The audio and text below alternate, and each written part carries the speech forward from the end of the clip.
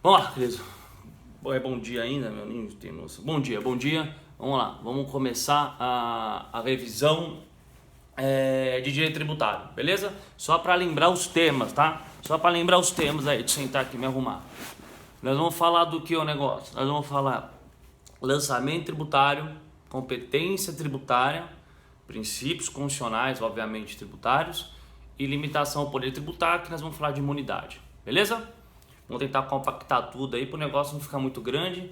E de novo eu peço desculpa a todo mundo aí pela demora na entrada, que primeiro eu tentei conectar no YouTube, depois o YouTube não vai de jeito nenhum.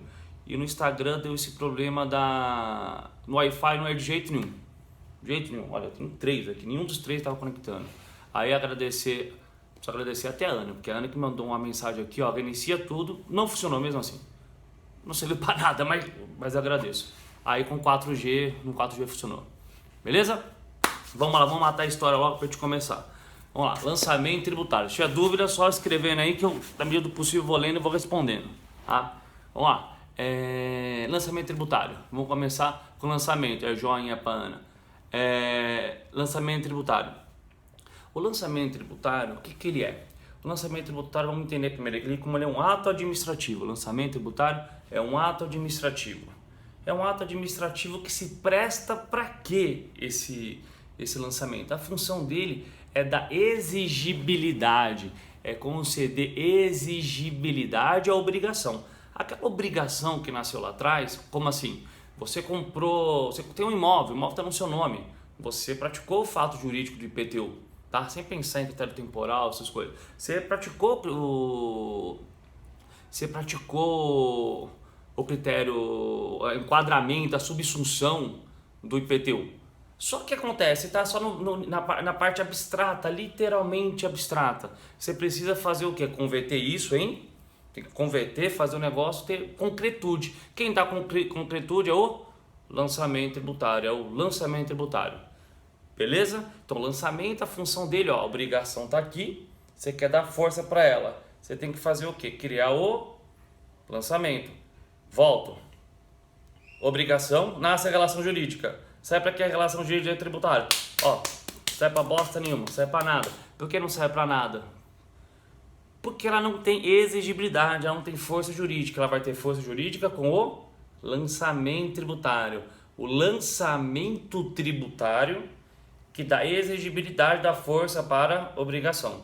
Fechou? Mas vamos resumir, que a gente tem que fazer um resumo legal para tu entender. Lançamento, resumo, é ato administrativo que faz o quê? Ele efetua a cobrança. Ele faz a cobrança.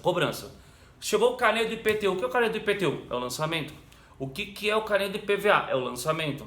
Beleza? Caiu na malha fina, ó. Tomou ali, caiu na malha fina. O que é aquilo? Lançamento. Beleza?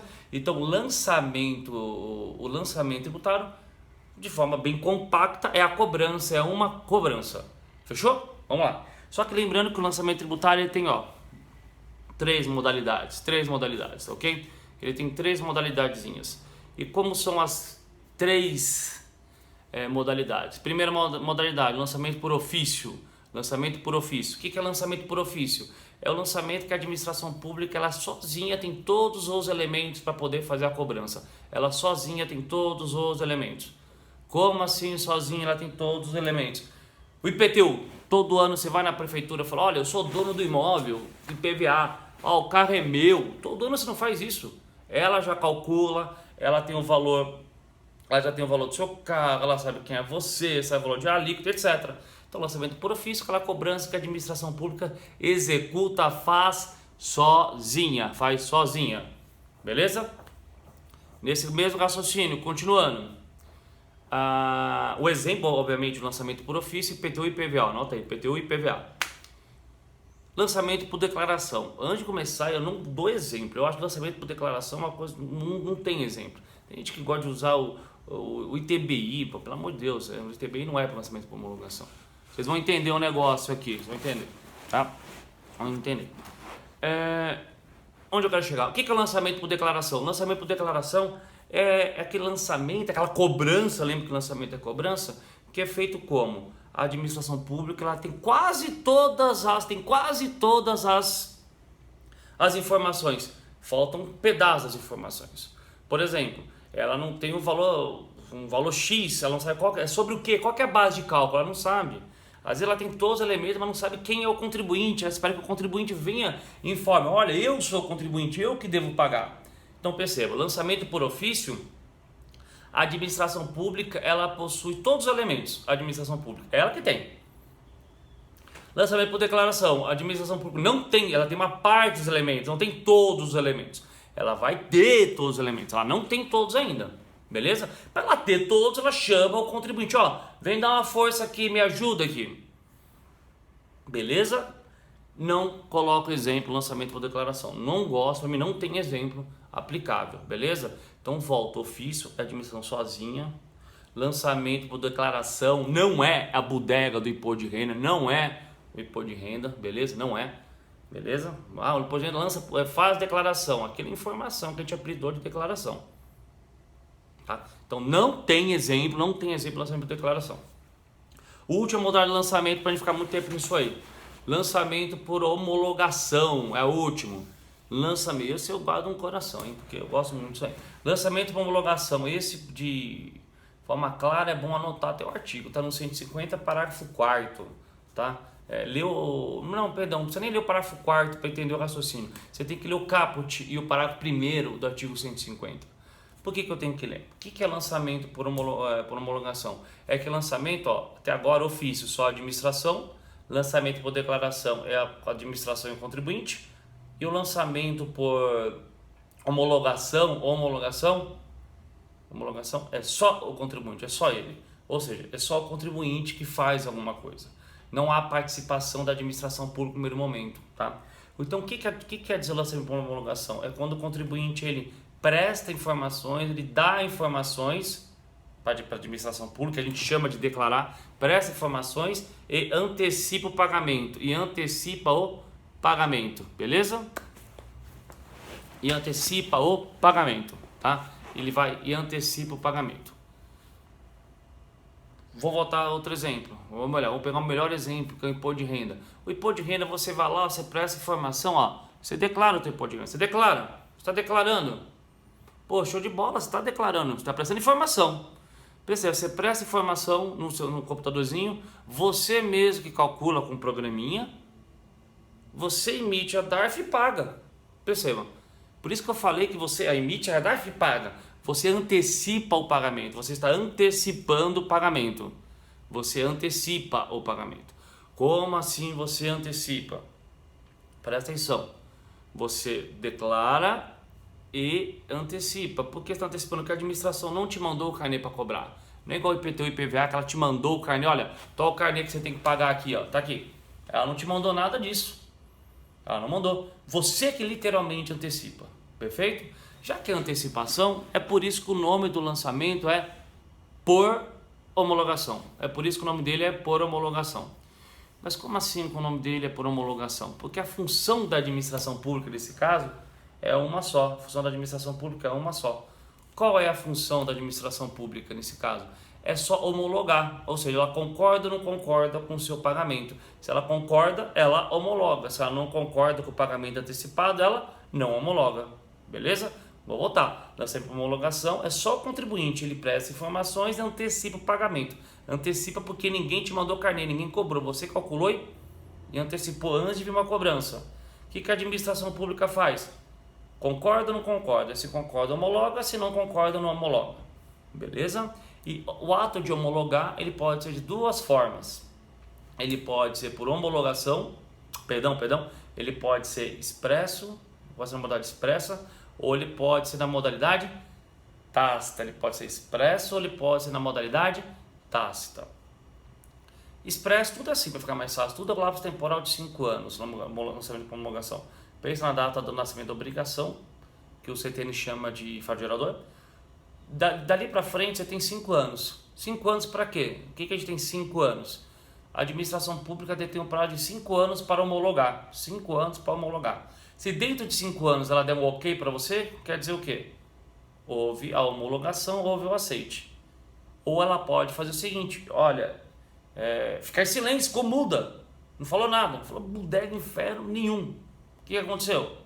Passou 5 anos, se ultrapassar os 5 anos do fato gerador, se passar 5 anos, 5 anos e 1 segundo, houve homologação. Mas homologação tácita, houve homologação pela omissão da administração pública. Beleza? Por omissão.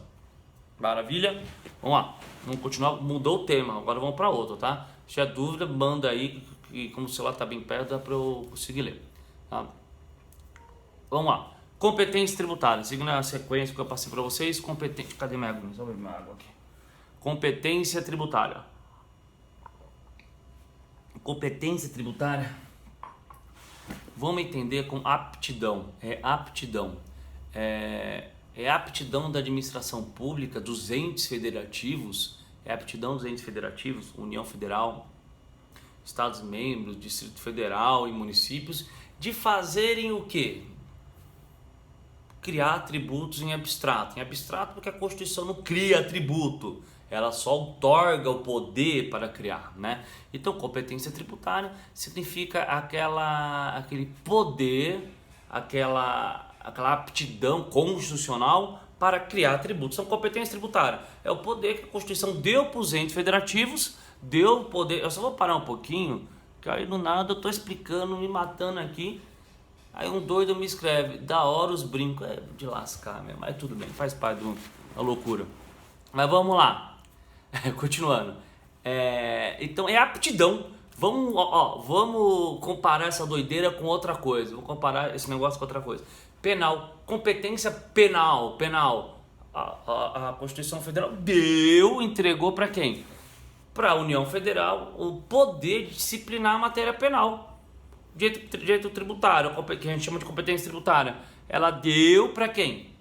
Para os entes federativos, para os 4 entes federativos, aptidão, o poder de disciplinar tributo, de criar tributos. Beleza? De criar tributos. E quando eu penso em criar tributos, a competência tributária, ela possui características, tá? Vamos falar brevemente dela, lembrando que o negócio é resumão. Então vai ficar cansativo para todo mundo, beleza? Características. Primeira característica da competência tributária, ela é a chamada privacidade. Privacidade, beleza? Tá? Quando eu continuar, Jesus Cristo, eu avisei, mãe o mundo, né? Sobre live de constitucional. Live de constitucional vai ser amanhã às 11, beleza? Amanhã às 11. Daqui a pouco eu já mando aí avisando, beleza? Amanhã às 11. Mas volto, perdi a porra do raciocínio todo. Privacidade. O que é privacidade? Competência tributária, quando eu falo que ela é privacidade, quer dizer que os entes federativos, um ente federativo não pode invadir a competência do outro. Se você pensar privacidade naquela merda de direito penal, a privacidade quer dizer o quê? Os entes federativos, os estados, os outros entes não podem legislar sobre direito penal, porque eles são incompetentes. Só quem tem competência é quem? Só quem tem competência é a União Federal. Privacidade quer dizer o quê? A Constituição ela separou faixas de competência. Como faixa de competência? União Federal, você pode isso. Estado, você pode isso. Município, você pode isso. Assim por diante, você está falando que cada ente federativo pode fazer. Você pode. Beleza? Você vai escrevendo o que cada um pode fazer aí. E privativo quer dizer o quê? O que um pode, outro não pode. O que um pode, outro não pode. Assim por diante. Então, se a União pode legislar sobre imposto de renda, o Estado não pode. Porque é privativo da União Federal. Beleza? É privativo da União Federal. Deu para entender? É um exemplo que hoje em dia, né, politicamente correto, não dá, né? Mas, você pega banheiro do menininho e da menininha. Do menino é privativo, da menininha é privativo. Quer dizer o quê? O menininho não pode dar banho da menininha, e da menininha não pode dar banho do menininho. Por quê? É privativo, cada um, tem que estar dentro da sua competência. Beleza? Fechou? Então, cada ente federativo tem a sua própria competência, não pode invadir a do outro. Segunda característica, vamos lá, que a segunda é um pouquinho mais demorada, as outras são bem mais rápidas. A segunda característica, vamos entender o quê? Indelegabilidade. A próxima característica é da indelegabilidade. O que é para entender da indelegabilidade? A competência tributária, presta atenção, ela é indelegável. Eu não posso transferir essa competência, esse poder para outra pessoa. Você não pode transferir o poder para outra pessoa. Como assim? Quando eu falo competência tributária, é a aptidão, é o poder de legislar, no direito tributário, legislar no direito tributário. Então quer dizer o quê? A possibilidade, o poder, o atributo, como você queria chamar essa merda, de legislar, ela não pode ser delegado para ninguém. Você não pode delegar para ninguém. É indelegável, beleza? Indelegável. Porém, lembre o seguinte, quando eu penso nessa aptidão de legislar, nascem mais duas coisas. Então, ó, eu tenho o poder de legislar indelegável. Só que eu tenho mais duas coisas que chama-se o quê? Arrecadar e fiscalizar. Legislar, arrecadar e fiscalizar. Legislar, arrecadar e fiscalizar. Legislar é indelegável, não tem exceção. Você não pode delegar para ninguém. Beleza? Mas a aptidão de arrecadar e fiscalizar, ela é delegável. Que a doutrina chama do quê? Olha aqui. Competência tributária é o quê? Legislar. Beleza? Arrecadar e fiscalizar, essas duas aptidões, como que a doutrina chama? Chama isso aqui de capacidade tributária ativa. Está lá no artigo 7º do CTN, que fala o quê? Olha, arrecadar e fiscalizar, você pode sim delegar para outra pessoa fazer, outra pessoa jurídica fazer. Você só não pode delegar a aptidão de legislar, você não pode delegar para ninguém. É indelegável. Maravilha? É indelegável. Capacidade tributária ativa, que é sinônimo de arrecadar e fiscalizar, que são sinônimos de arrecadar e fiscalizar, você pode delegar sem problema nenhum, beleza? É só pensar, a União Federal é dela, mas quem arrecada é a Receita. A Receita é outra pessoa jurídica. Foi delegada a competência tributária, perdão, a capacidade tributária ativa foi delegada. Beleza? Vamos lá, vamos continuar. Próxima característica. Incaducabilidade. O que é incaducabilidade? Quer dizer que a competência tributária ela não tem um prazo, um lapso temporal.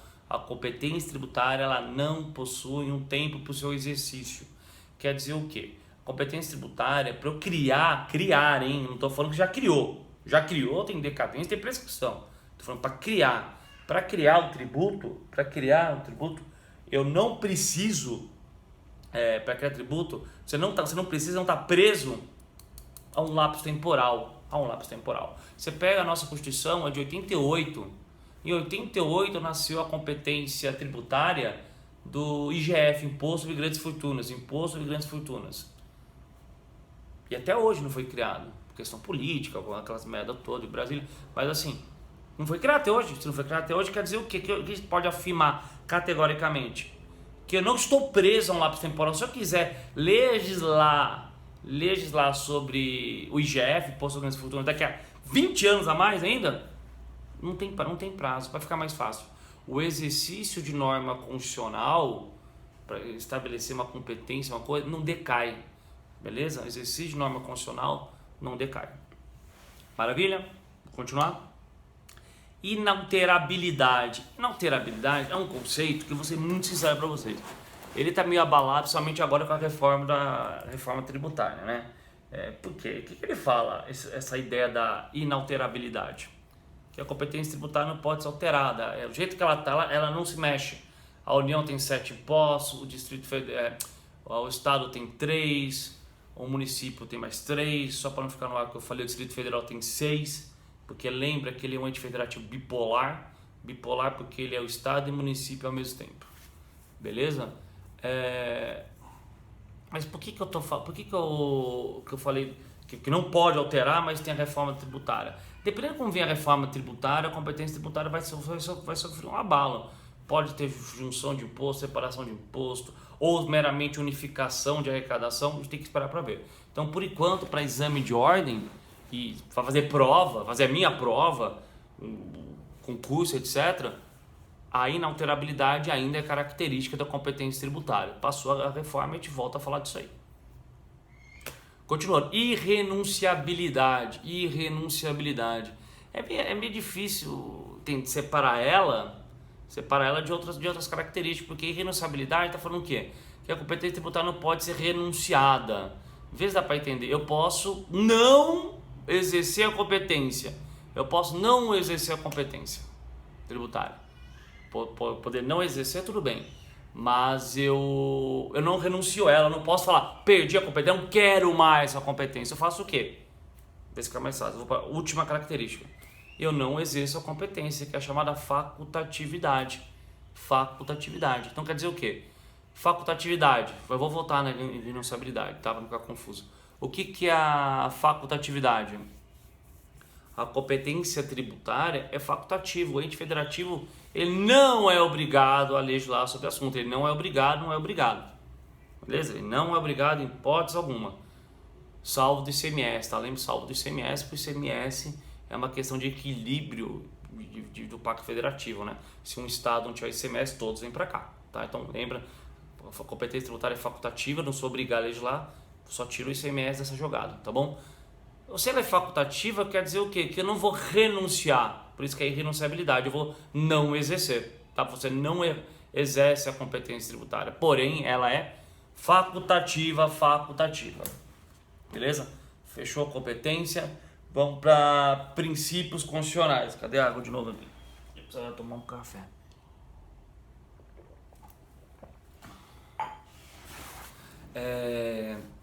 Vamos falar de princípios tributários, tá bom? Vou compactar todos, senão vai ficando pesado para todo mundo, tá bom? Vou tentar passar todos. Um ou outro eu falo, ó, dá um foco aí que vale a pena. Vamos lá. Pera aí, onde eu voltar? Que ninguém perguntou.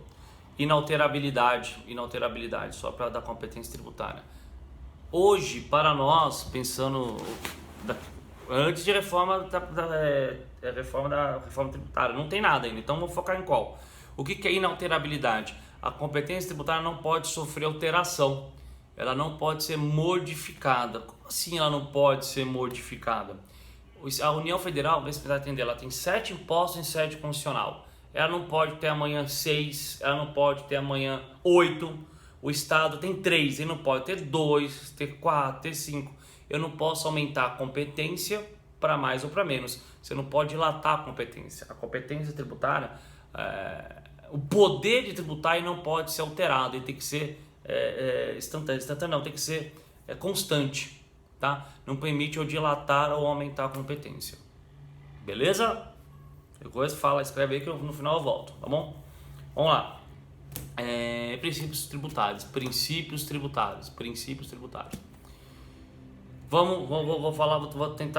Eu vou seguir a sequência, começando lá do artigo 150, tá? Vou seguir a sequência do 150, tá bom? Artigo 150, vamos lá. Legal, entendeu? Primeira ideia, princípio da legalidade. Então, no artigo 151, o que fala do princípio da legalidade? O princípio da legalidade, ele impõe o que pra gente?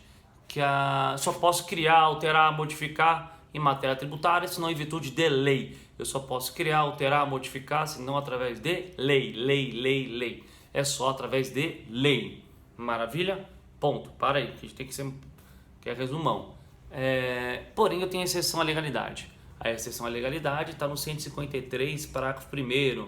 153, 2 minhoquinhas, primeiro da CF. O que fala a exceção? A exceção, primeira regra importante, que eu acho que é mais fácil, eu vou fazer uma regra geralzona, tá bom? Eu não vou entrar em regra detalhada, tá? Que eu acho que vai ficar mais fácil para todo mundo. Qual a primeira regra importante que eu tenho que entender do princípio da legalidade? Eu posso modificar a alíquota de alguns impostos federais. Você pode alterar a alíquota de alguns impostos federais através de...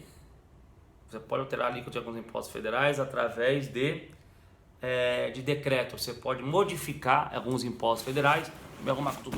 Você pode modificar alguns impostos federais através de decreto. Você pode alterar a alíquota através de decreto. Porque a regra é só lei. Alguns impostos federais eu posso alterar a alíquota via decreto, tá? Por isso que vira exceção à legalidade. Decreto não é lei, tá bom? E a exceção, para ficar bem mais fácil, é só estar no âmbito federal. É só no âmbito federal, é só para a União Federal. São só os impostos federais. E quais são os impostos federais? Não vou falar o nome de todos, senão a gente ficar aqui até amanhã. Pensa assim, tira o IGF da jogada, tira o IGF, porque o imposto de grandes fortunas é por lei complementar. Deixa ele de lado. Esquece, ele joga, ele dá descarga, joga para lá. Você olha para os impostos federais e vê a sigla. Lembra da dica da sigla? Como assim a sigla? Se na sigla não tiver a letrinha R, não tem a letrinha R. Não tem a letrinha R na sigla. Se não tiver a letrinha R, quer dizer o quê? Se não tiver, não respeita a legalidade. Se tiver o R na sigla, respeita a legalidade. Beleza? Imposto de renda, respeita, porque tem o R na sigla. ITR não respeita. Perdão. O ITR tem o R na sigla, ele respeita a legalidade. Ok? Aí você pensa, vamos mais para frente. O IOF, IPI, imposto de importação, exportação. Perceba, o nome deles já está falando. IE, IOF, IPI. Não tem a letrinha R, não tem o Rzinho na sigla. Se não tem R na sigla, ele não respeita a legalidade. A alteração pode ser por lei, Beleza? Continuando. Princípio da igualdade. O princípio da igualdade está no 152 da CF. No 152. O que eu quero que vocês entendam do princípio da igualdade? É difícil tratar a igualdade no direito tributário. Eu prefiro chamar de isonomia. Eu falei várias vezes já. Chamar de isonomia e não igualdade. Mas para ficar mais fácil, a legislação tributária tem que tratar os contribuintes da mesma faixa, de forma toda igual. Como assim, mesma faixa? Todo mundo que praticou fato jurídico X, esse fato jurídico, tem que fazer o quê? Eu tenho que ter tratamento idêntico para todo mundo. Como assim? Você tem um carro, você comprou um carro, teu carro custou 100 mil, teu colega, você deu esse exemplo, tá se cagando de inveja de você, tá se cagando. Ele vai lá, compra o mesmo carro, parcela em 72 vezes no Banco do Ratinho, 72 milhões de vezes no Banco do Ratinho. O cara não tem a mesma capacidade financeira que você, mas o IPVA é o mesmo, porque vocês praticaram o mesmo fato jurídico, ou seja, aquisição, compra do veículo, do motor. Beleza? Próximo princípio da irretroatividade. Pô, cabeça da dose. Princípio da irretroatividade. Tá no 150, 3 pauzinhos, Azinho, ó, A de amor, lembra do alfabeto da Xuxa. A de amor, vamos lá. 150, 3 pauzinhos, A da CF. Princípio da irretroatividade. O que ele fala da irretroatividade? Ele fala o seguinte, que a norma tributária, ela não pode surtir efeito para o passado. Regra geral, não surtir efeito para o passado. Só surtir efeito para o futuro. E retroatividade, ela limita operações da legislação para o passado. Beleza?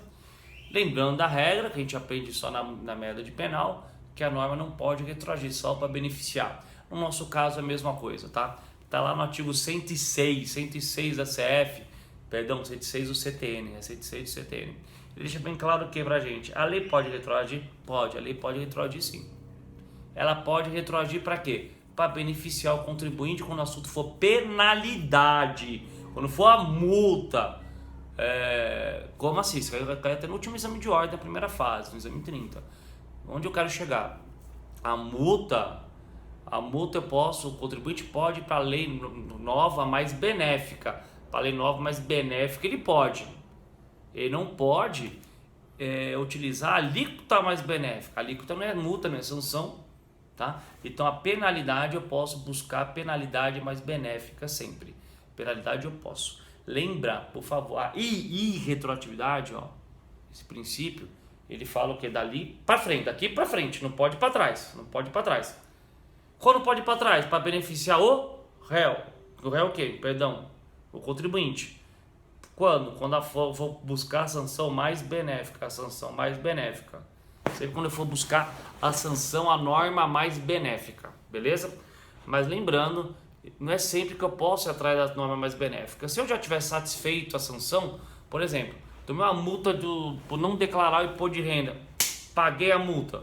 Pô, já paguei a bodega da multa de não ter declarado o imposto de renda.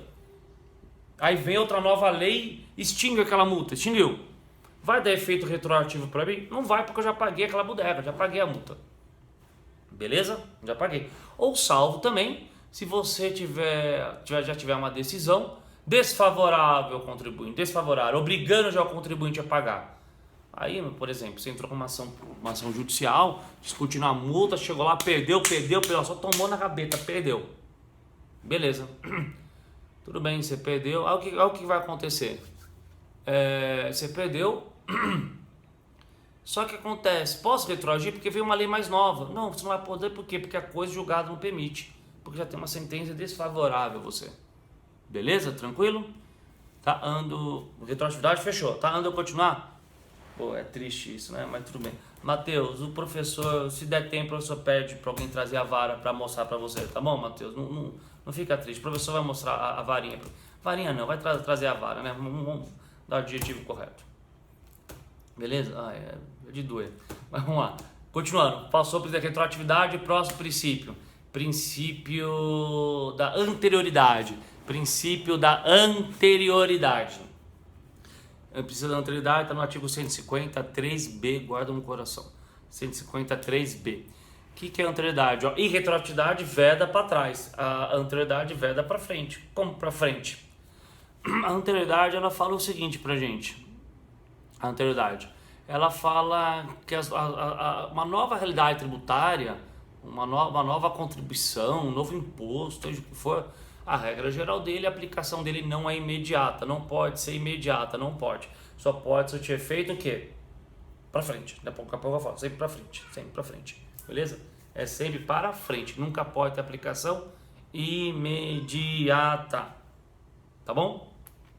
Mas como funciona? A anterioridade, ela fala que é uma norma tributária vai surtir efeito quando, perdão, ela vai surtir efeito sempre o exercício seguinte contado da sua publicação, sempre o exercício seguinte contado da sua publicação.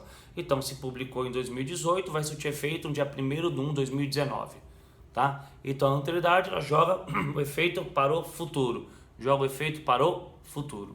beleza?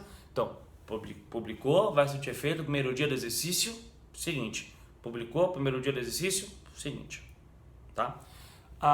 Eu vou compactar, tá bom? Portanto, a gente fica até amanhã. Tem anterioridade ao artigo 153b. 153b, se eu não falei. 153, três pauzinho, ó. Acho que é assim, ó. B e B da Constituição, beleza? 153b.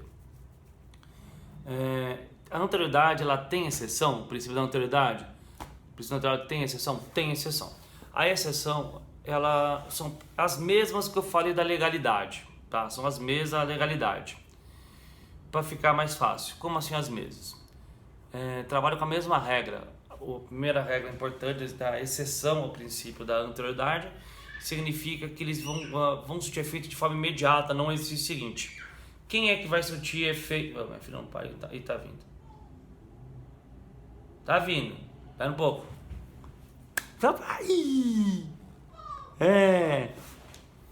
Eu já falo, vamos lá. O que fala o... pode deixar ela bater, não viu? Vamos lá. O que fala a exceção? A exceção, ela diz o que pra gente? Que a mesma regra que eu falei da legalidade.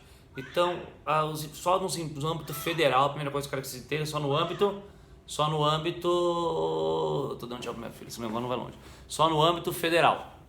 É só no âmbito federal, primeira coisa importante que eu quero que vocês entendam. Como assim só no âmbito federal? O imposto de importação, exportação, IPI, IOF, lembra aquela regrinha que não tem o R? Lembra a regrinha que não tem o R? Então, é a mesma coisa. Quem não tem R, quem não tem o R na sigla, não respeita a autoridade, a aplicação é imediata. A aplicação é imediata. Beleza? A aplicação será imediata. Tá bom? E quem não tem o R, não respeita. Obviamente, respeita. O imposto de renda respeita a anterioridade. O ITR respeita a anterioridade. Beleza? Tranquilos? Deu para entender? E lembrando que tem mais duas exceções, da anterioridade. Oi, amor. Duas regras duas exceções da anterioridade, que é o que? Aumento, se eu quiser aumentar, CI de combustível e ICMS combustível, tá? Então vou voltar tudo. Eu vou detalhar. Deixa eu mostrar rapidinho. Primeiro, vou detalhar. Vou falar um por um. No âmbito federal, imposto de renda respeita a anterioridade, ITR respeita a anterioridade, IGF respeita a anterioridade. Imposto de importação não respeita, exportação não respeita, IPI não respeita, IOF não respeita, ICMS combustível não respeita, ICMS CID não respeita. Beleza? Tranquilos? Vamos lá. Vamos continuar. Fala oi. Olha pra câmera e fala oi, pra gente começar. Ali, filho, é ali, ó. Isso, dá tchau. Papai tem que continuar. Eu sei. Vamos lá. Agora é princípio da noventena. Não fala, filha, princípio da noventena, fala. Princípio da noventena. Princípio da noventena. Isso, vai de bominha. Princípio da noventena. O princípio da noventena tá no artigo 150, fala, filha, 150. 3C, faz o C. 153C. 153C. Não é o C? 153C. Daqui a pouco você volta aqui com o pai. Beijo, coisa linda, pai. Tchau. Cadê? Peraí, deixa eu anotar aqui. Vamos lá. Boa, ela volta. Tchau, amor. Tchau. Vamos lá. Tá no artigo 153C. A noventena, eu até trabalho TCC assim. Eu canso de falar, mas é que tem doutrina que fala ao contrário, eu acho péssimo isso. Noventena não tem nada a ver com o nonagesimal, tá? A princípio da nonagesimal é de contribuição social. A nossa é noventena, tá? Nonagesimal quer dizer mínimo, tem que ser após 90 dias. O princípio da noventena, ele fala outra coisa. A noventena, ele fala pra gente que os impostos, os tributos em geral, menos contribuições sociais, vão surtir efeito.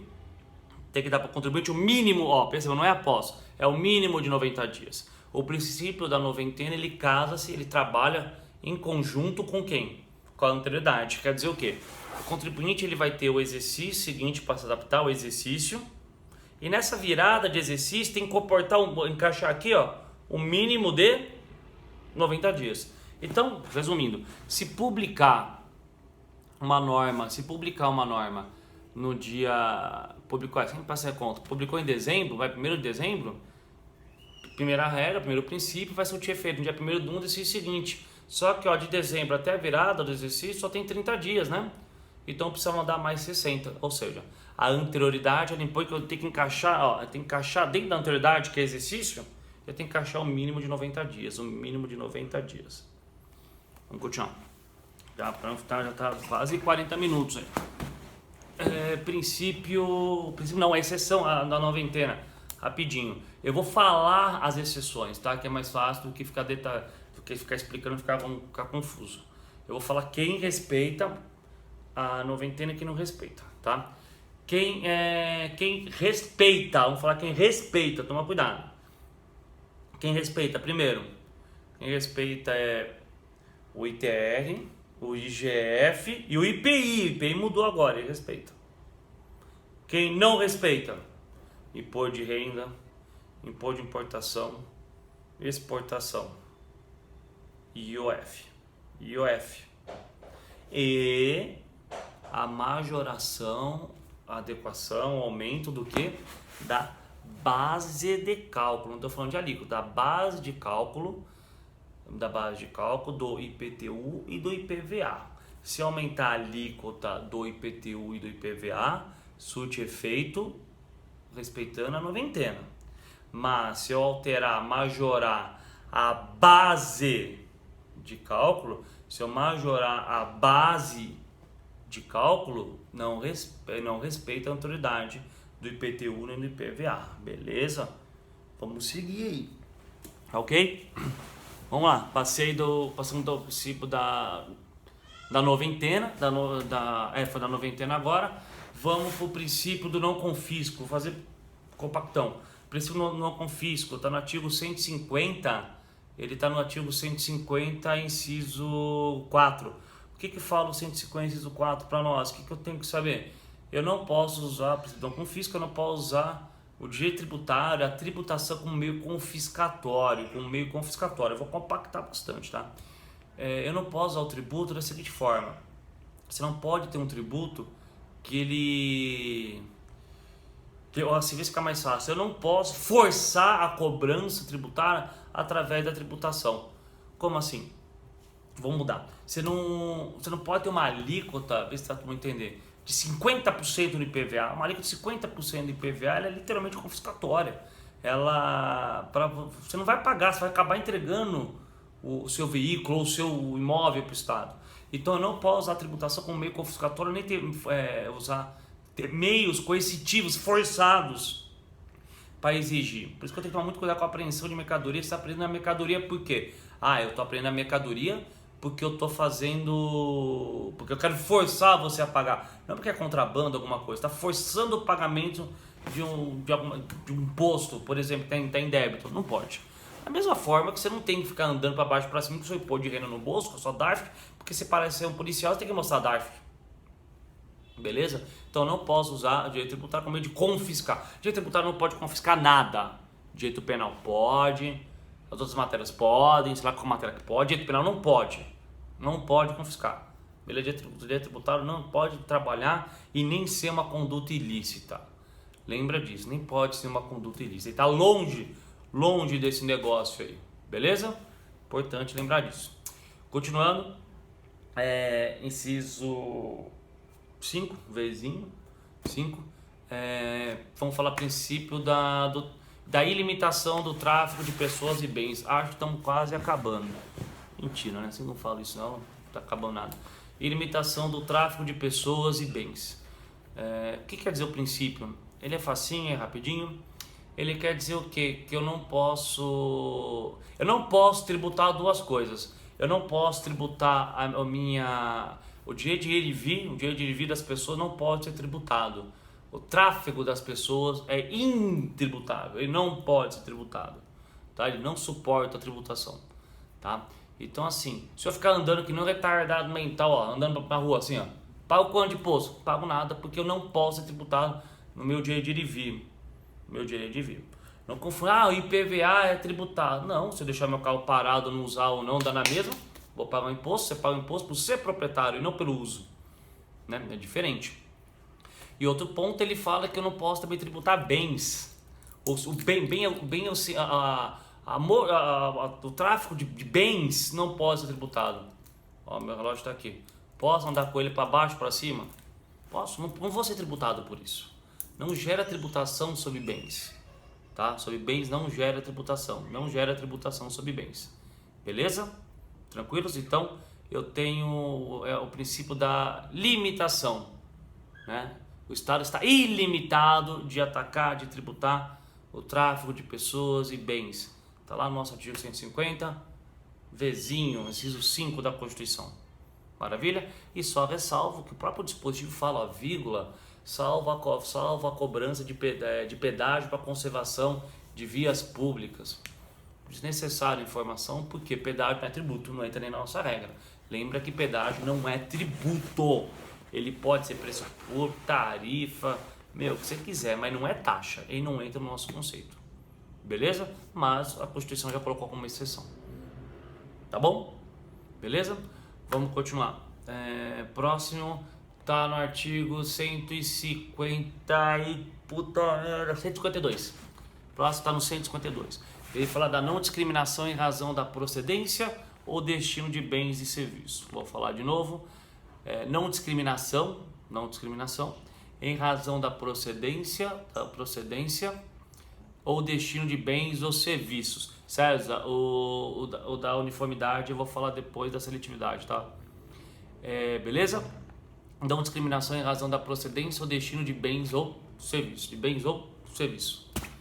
Vamos lá, quer dizer o quê? Primeira coisa, essa não discriminação, eu quero que vocês entendam ele como é um princípio de aplicação literalmente, estadual. É um princípio de aplicação estadual. Por quê? Quando eu falo procedência, destino de bens e serviços, estou falando do ISS e do ICMS. Então quer dizer o quê? Eu não posso ter uma tributação diferente quando eu mando um produto, quando eu mandar um produto para São Paulo ou vai para Minas. Para de um lado para o outro, a tributação ser diferente. Não, a tributação tem que ser a mesma, tem que ser isonômica a tributação.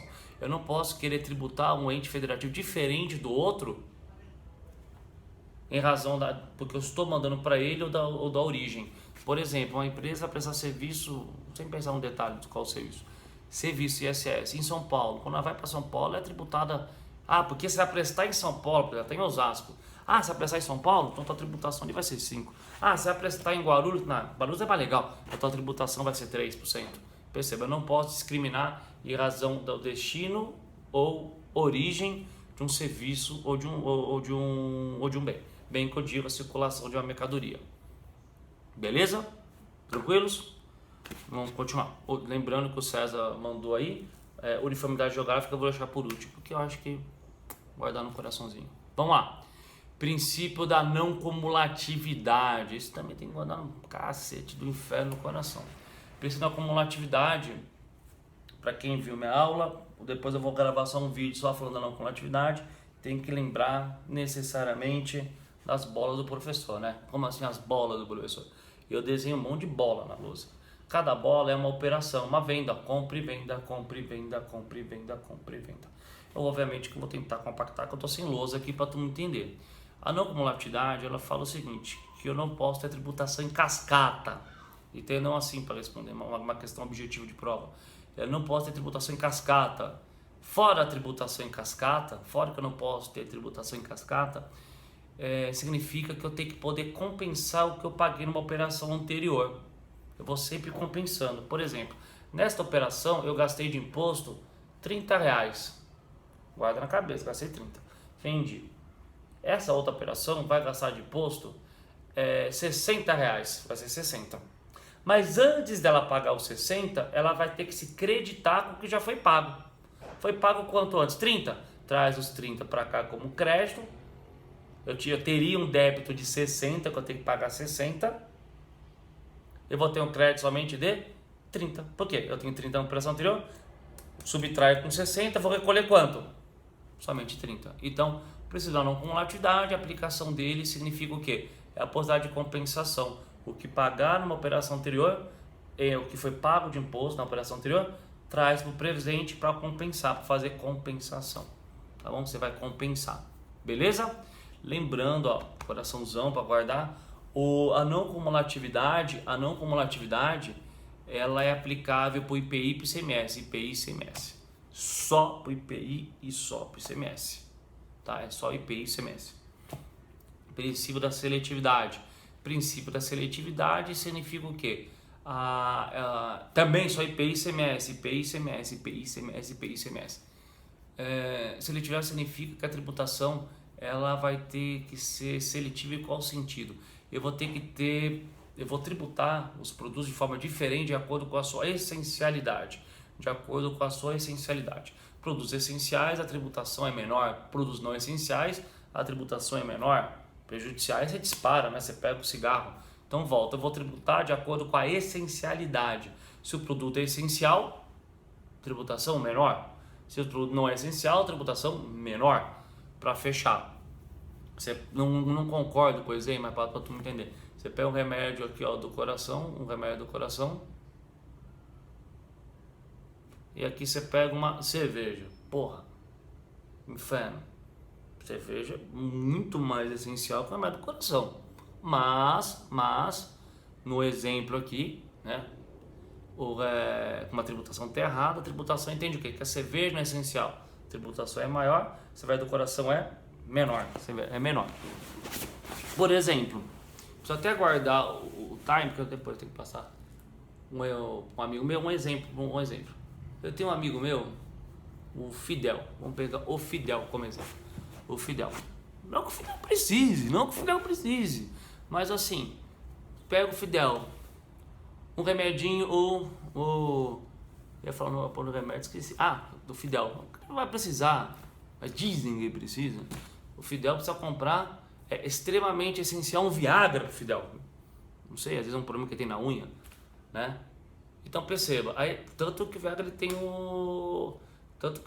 tem o genérico, classificando ele como o quê? Essencial. Só para falar, quem falou tem genérico foi um outro amigo meu que chama Fábio. Beleza? Então eu faço a tributação de acordo com a essencialidade. É sempre de acordo com a essencialidade. Não é essencial, tributação. Essencial, abaixa. Beleza? Tranquilos? Então, essencial, abaixa. Maravilha? Vamos lá para finalizar. Princípio da uniformidade geográfica. Uniformidade geográfica, ele tem aplicação só para a União Federal, Fechou? Está no artigo 151, inciso 1 da CEF, só a uniformidade geográfica. Uniformidade geográfica, rapidamente, a tributação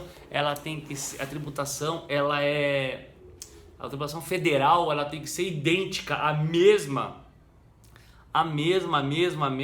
em todo o território nacional. Como assim? O imposto de renda, a alíquota dele é 27,5%. São Paulo é 27,5%, no país inteiro, na casa do cacete inteiro. Então a tributação aí tem que ser idêntica em todo o território nacional.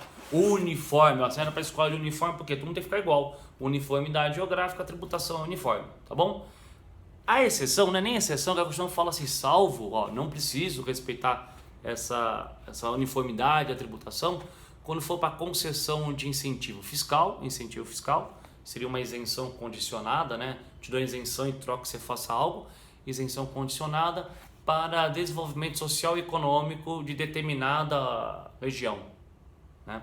Você pega o melhor, o único exemplo, Zona Franca de Manaus. A Zona Franca de Manaus tem isenção fiscal? Tem. Qual o intuito da Zona Franca de Manaus? A isenção dela? Você dá isenção lá porque você quer fazer o negócio lá, a parte social desenvolver, a parte econômica desenvolver, beleza? Você quer fazer tudo isso. Antes de eu continuar, eu só quero agradecer ao professor Viegas que me chamou de lindo aqui, ó. Lindo é você, professor, obrigado. Beleza? Uniformidade geográfica, tributação é a mesma.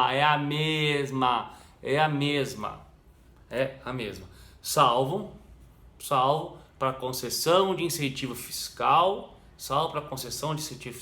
para desenvolvimento social e econômico indeterminado em todas as matérias. Beleza? Tranquilos?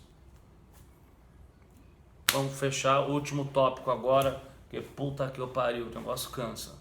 Vamos lá, última matéria, imunidade tributária. Lembrando, só para ninguém confundir, está dentro do tópico limitações ao poder tributar, princípios e imunidade, tá? Só para dividir para ficar mais fácil, tá? Princípios e imunidade, tá ok? Só respondendo, como o celular está perto, professor Viegas, penal é melhor? Sim, penal é sim melhor. Para quem gosta de um prato enorme de cocô, é melhor sim, com certeza. Não tenho nem o que falar, né? E a live vai ficar salva e eu tô gravando aqui do lado que eu vou jogar no YouTube também. Beleza? Vamos lá? Vamos continuar. Para a gente fechar o negócio. Imunidade tributária, Eu não vou passar todos os conceitos possíveis de imunidade, porque eu lembro que eu falei para a gente fazer um resumão, né? Entender. São 4 conceitos ou 4 possibilidades de aplicar a imunidade tributária. Primeiro conceito único de hoje, vamos entender que imunidade tributária, eu quero que você entenda que a imunidade tributária ela é limitação, vedação ao que a gente aprendeu hoje, eu falei hoje, né, do poder de tributar. Quer dizer o quê? A imunidade tributária ela veda, ela proíbe, ela impede a tributação. Então a imunidade é um bloqueio, É um bloqueio ao poder de tributar, é um bloqueio. Vê se ficar mais fácil. Igual, acho que eu já citei esse exemplo meio nada a ver em aula. Você pega princípio. Princípio é uma limitação ao poder tributar? É. Vedação ao poder tributar. Vedação ao... Oi, amor. Vedação ao poder... imunidade é uma limitação ao poder tributar? É também. Tudo é limitação. Só que assim, princípio é uma limitação fracionada. A tributação passa mais leve, passa mais solta, tá bom? Passa mais solta. Na imunidade, a vedação, a proibição é total, nada passa, é uma barreira, volta. Princípio, a minha mão tá aberta, passa, a minha princípio, como tá? A tributação passa, não passa como deveria passar. Quando é imunidade, eu fecho, nada passa, literalmente passa, beleza? Outra forma, aquele mesmo exemplo, princípio era, o professor Viegas, talvez, não sei se está mais online ainda, você pega o professor Viegas, não precisa nem falar, autoridade, né? Mas pega qual ponto aí para tu entender. Ele comprava leitinho antes, quando era pequenininho, né? Na década de 30, ele comprava leitinho C, na padaria comprava leitinho C num saquinho. Aí você não podia beber o leitinho C uma vez, não podia, porque ia se borrar inteiro. O que você fazia? Fervia o leite. Então o professor Viegas ia lá, fervia o leitinhozinho. Fervia o leite, nascia o que no leite? Aquela merda horrorosa, nojenta da nata, que algumas pessoas com alguns problemas acabam comendo aquilo. Mas a nata, vou fazer o que? Não quero essa nata, a nata é uma coisa horrorosa. Você vai coar a nata, Quando você está coando, passa o leite, mas a nata fica. Ó, a peneira é quem aqui? É o princípio. Perceba, a tributação passa, mas não de forma grosseira como deveria passar. Passa um pouquinho dela, não passa toda ela. Barra tudo, barra. Você não deixa passar toda a tributação, passa só um pedaço da tributação. Então perceba, é um filtro, mas não é uma trava, é um filtro. Imunidade que eu vou falar agora, ela é uma trava, ó, parou, para aqui, nada passa, tá? Você, ó, trata, aqui, trava, nada vai passar, imunidade não deixa passar. Princípio, lembra da peneira, da nata horrorosa, que passa, beleza? Vamos continuar, só lembrando, imunidade só existe em texto constitucional, imunidade só está na Constituição, isenção está na lei, imunidade está na Constituição. Imunidade não permite, não deixa, proíbe, é feio, não nasce obrigação tributária principal, beleza? Não nasce, não vai nascer. Continuando, não nasce obrigação tributária, nossa, já tem 57 minutos, vamos correr, espero que não trave o negócio aí. Ó, na dúvida, eu não sei como funciona o Instagram, se ele passa de 1 hora ou não. Se por acaso não passar, eu tô gravando aqui, não vou parar, obviamente. Se der algum problema, eu tô jogando tudo no YouTube também, tá bom? Então, não nasce obrigação tributária principal, mas pode nascer obrigação tributária acessória? Pode. Cito o exemplo da igreja, a igreja não paga imposto, não vai pagar o imposto, mas a igreja não paga imposto, mas ela tem que declarar imposto de renda. Então a obrigação acessória nasce, a obrigação principal não nasce, tá? A obrigação acessória nasce, a principal não pode nascer, beleza?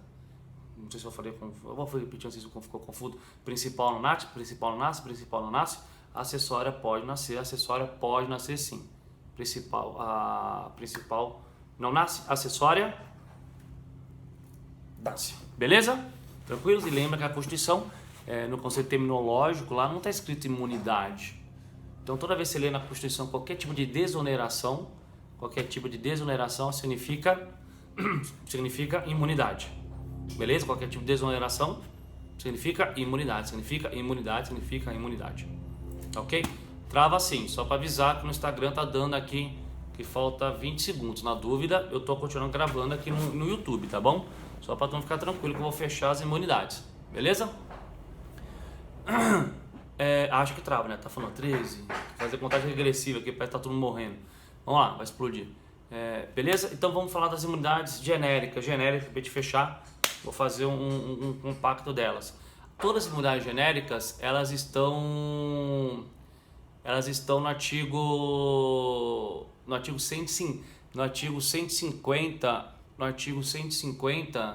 só um segundinho, só vou parar o vídeo um pouco, porque eu tenho que gravar outra coisa na sequência aqui.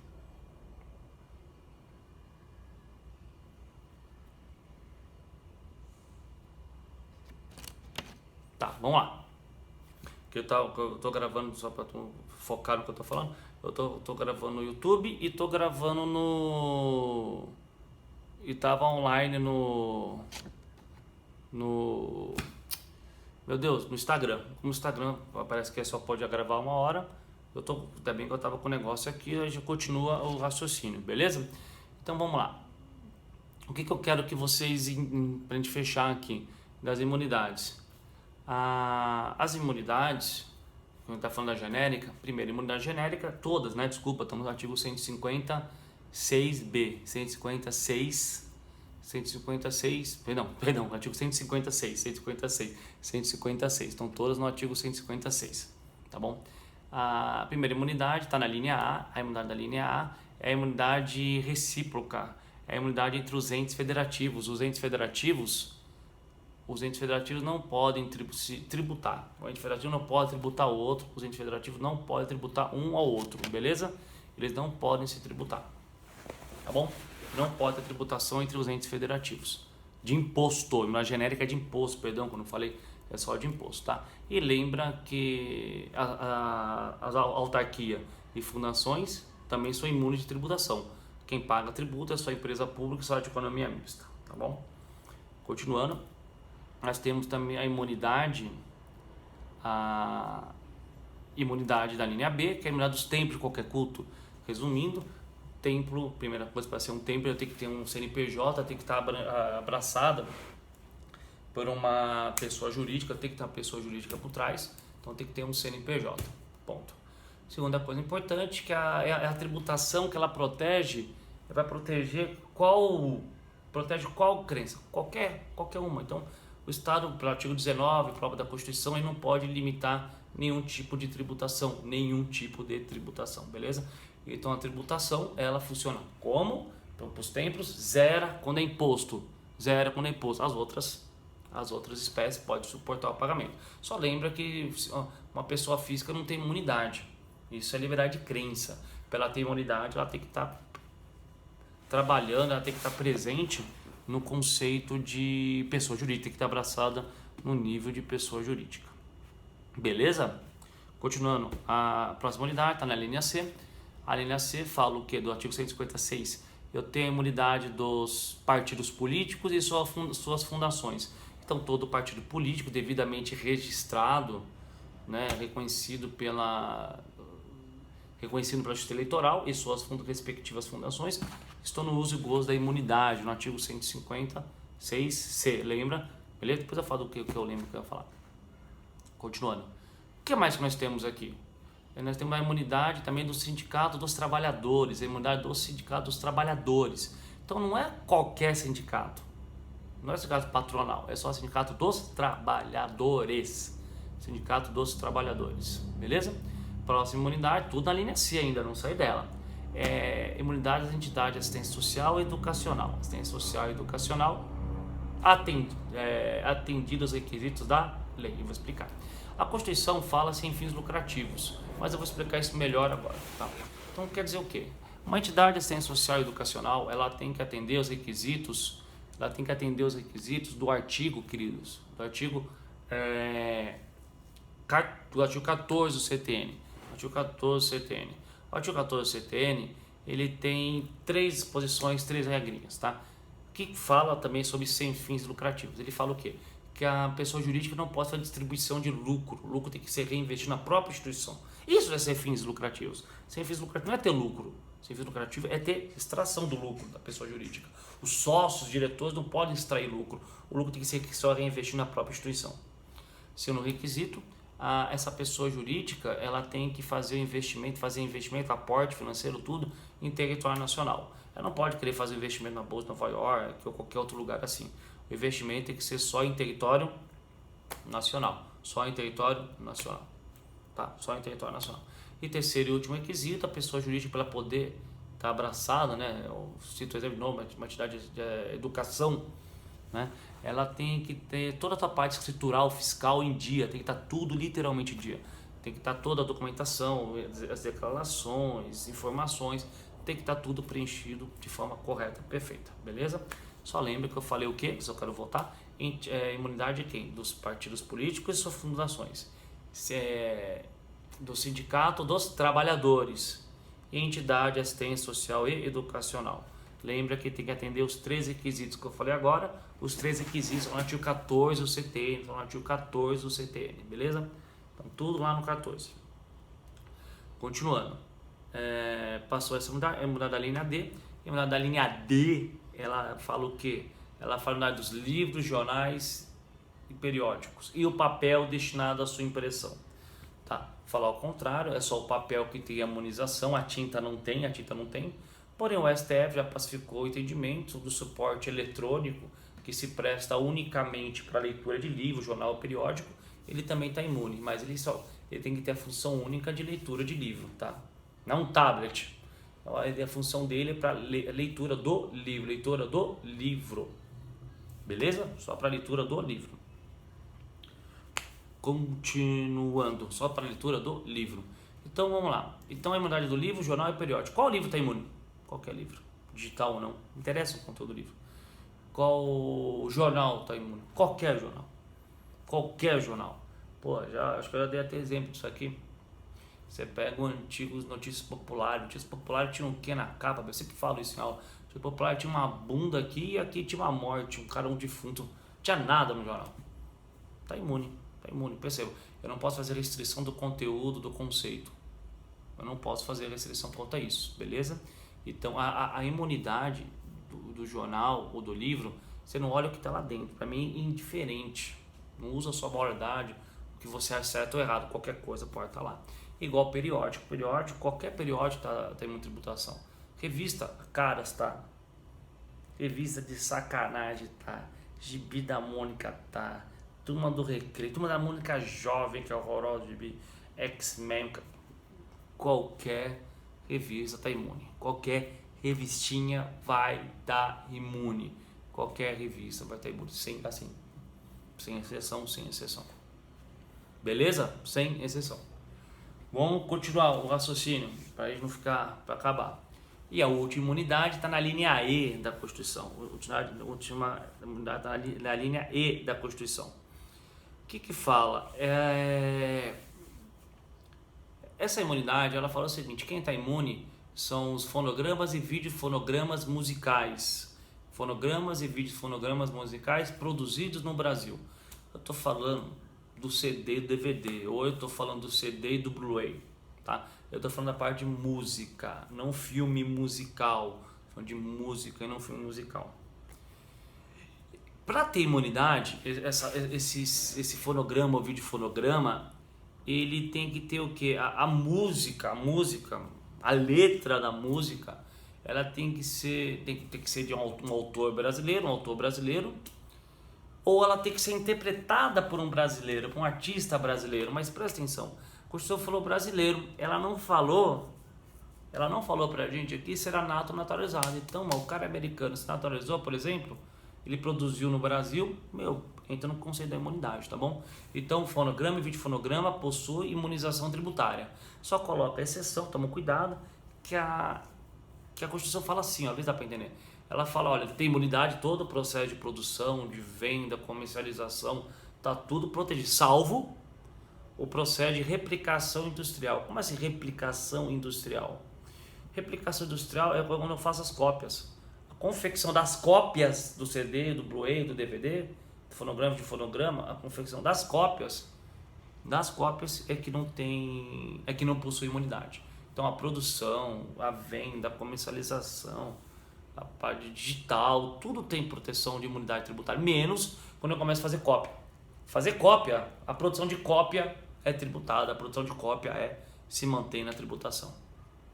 Beleza? Então, só para fechar, a gente fez um resumão todo sobre lançamento tributário, competência tributária, princípios constitucionais e limitações, que estou falando de imunidade tributária, tá? Então, teoricamente, foram 4 assuntos. Foi um pouco mais longo o vídeo hoje, porque na verdade estou gravando aqui no YouTube e estou jogando, eu estava também no Instagram. O Instagram parou, porque, salvo engano, é até 1 hora, ainda bem que eu deixei gravando aqui para não perder.